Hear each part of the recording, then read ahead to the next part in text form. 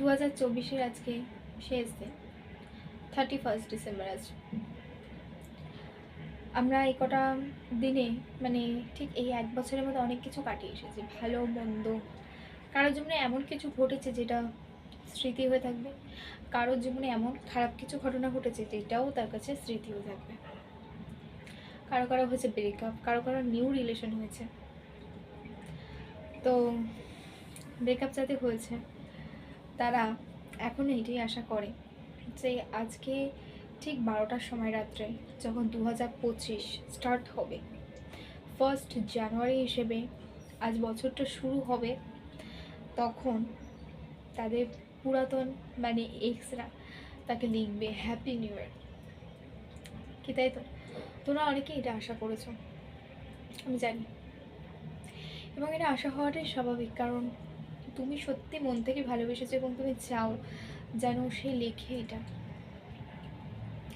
তুমি লিখতে পারছো না কারণ তুমি অনেকবার ট্রাই করেছিলে কথা বলার, কিন্তু তারা গুরুত্ব দেয়নি, তারা ইন্টারেস্টেড নয় কথা বলার জন্য।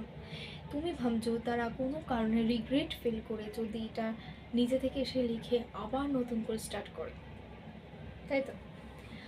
তুমি তো চাইছো যে নতুন করে শুরু করতে, সব কিছু ভুলে তুমি তাকে আবার আপন করে নেবে, সব কিছু, বিশ্বাসঘাতকতা, চিটিং, বিভিন্ন রকম অপমান, ইনসাল্ট, সব কিছু ভুলে গিয়েও তুমি তাকে আবার আপন করে নেবে, কারণ তুমি চাও রিলেশনটা আবার হোক। এটা সবার ক্ষেত্রে হবে কিনা বলতে পারছি না, কিন্তু যারা এটা মন থেকে চাইছো তাদের মধ্যে কিছু জনের তো হবেই, মানে তাদের প্রিয় মানুষরা তাকে অবশ্যই লিখবে হ্যাপি নিউ ইয়ার। এবং যদি তুমি দেখতে পাও নিজেই, এবং তুমি নিজেই হয়তো দেখতে পেলে যে তোমার প্রিয় মানুষটা আগের থেকে অনেক বদলে গেছে, তোমার মনের মতো হয়ে গেছে, তোমার সাথেই থাকতে চাই এবং বারবার তোমায় বলছে সরি, আমি রিলেশনশিপে আসতে চাই তোমার সাথে, good luck, very good luck. কারণ এটা সবার কপালে হয় না। যাই হোক, আমি চাই যে তোমাদের প্রিয় মানুষ তোমাদের কাছে ফিরে আসুক।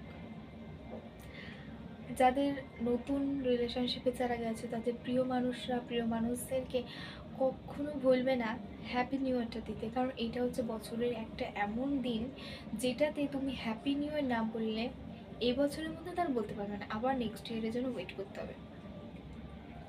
তো নতুন বছর শুরু করার আগে দুজন দুজনকে উইশ কিন্তু অবশ্যই করবে। আর যারা ওয়েট করে আছো যে তাদের প্রিয় মানুষটা তাদেরকে হ্যাপি নিউ ইয়ার দিক, আমি তাদেরকে বলবো একটাবার তোমরাও লাস্ট ট্রাই করতে পারো, মানে নিজে থেকে হ্যাপি নিউ ইয়ার দেওয়ার।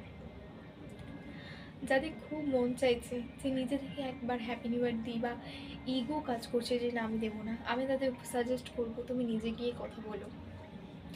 যদি তারা অন্য কোনো রিলেশনে না গিয়ে থাকে, যদি গিয়ে থাকে তাহলে এটা করো না, যদি সে তার সাথে ভালো না থাকে তাহলে নিশ্চয়ই তোমার সাথে কথা বলার চেষ্টা করবে, বাট তুমি যেও না, কারণ তুমি গেলেও কিন্তু কোনো উত্তর পাবে না।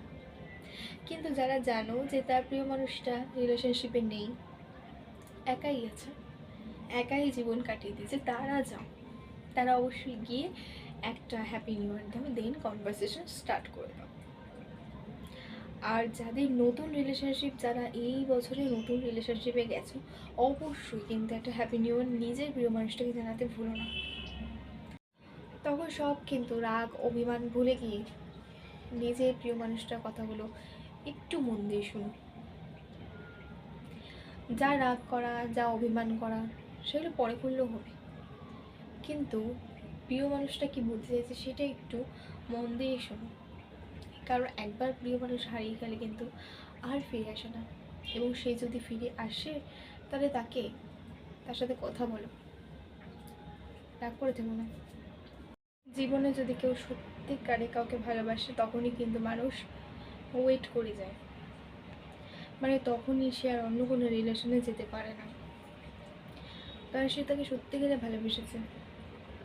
সে আসুক না আসুক তার জন্য সে কিন্তু ওয়েট করে। এবং তুমি যদি দেখো যে তোমার মানুষটা তোমাকে হ্যাপি নিউ ইয়ার দিয়েছে বা কোনো মেসেজ দিয়ে কথা বলার চেষ্টা করছে, then do not ignore her or him, মানে তাকে ইগনোর করবে না, সে তোমার জিএপি হোক বা বিএপি হোক, এটা ঠিক না। একটা সময় তুমি হয়তো চাইবে কথা বলতে, সে বলবে না। অবশ্যই তোমরা যারা ভিডিওটা দেখছো তারা ওয়েট করেই আছো নিজের প্রিয় মানুষটাকে হ্যাপি নিউ ইয়ার দেওয়ার জন্য, বা ওয়েট করে আছো যে তারা কখন বলবে। আমি চাই ভগবান তোমাদের সব ইচ্ছা পূরণ করুক, তোমাদের মনের মানুষ তোমাদের কাছে ফিরে আসুক। So happy new year to all. Tata. খুব ভালো থেকো এবং ভালোভাবে বছরটা কাটিয়ে যে যার সাথে আছে খুব আনন্দে থাকো।